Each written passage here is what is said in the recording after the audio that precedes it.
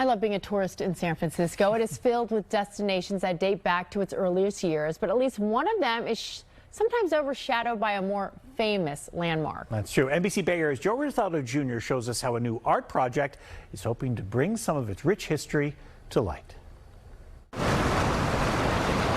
In a city of so many sights, the old brick fort sitting at San Francisco's southern tip is sometimes forgotten. Probably one of the most common questions here at Fort Point is, what is it?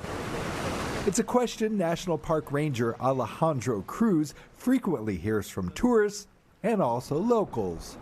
And they're like, I've lived in San Francisco for, X number of years, and I had no idea this place existed.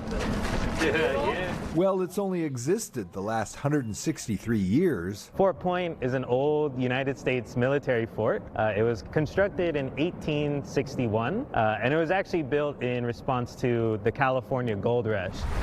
Perhaps the fort's obscurity is due to its more modern, more golden neighbor. I like to say sometimes that Fort Point resides in the literal and metaphorical shadow of the Golden Gate Bridge. Among those who prefer the brick fort tucked in beneath the bridge is visual artist Ben Wood. I really love Fort Point. I think it's a cool place. Within its shadowy brick hallways, my name is Cornelius C. Sullivan, retired captain, San Francisco Fire Department. Wood is now using light and sound to tell some of Fort Point's lost stories. As kids, we were very, very active and out all the time. And it's called a bastion of memory.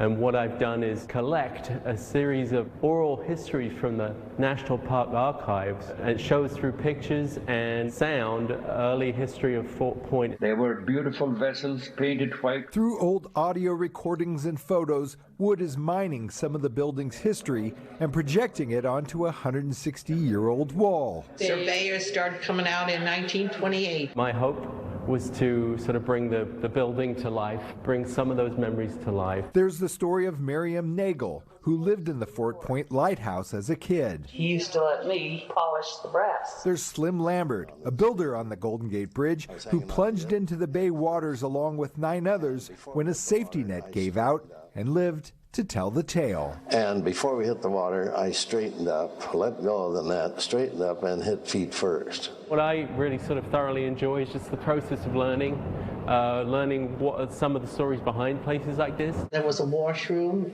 and there was a dining room. And that's what I'm excited about, is getting people through projection and through sound to maybe hear some of the ghosts, some of the people that once lived and worked in those places. They can find the wreck of the steamer Rio de Janeiro.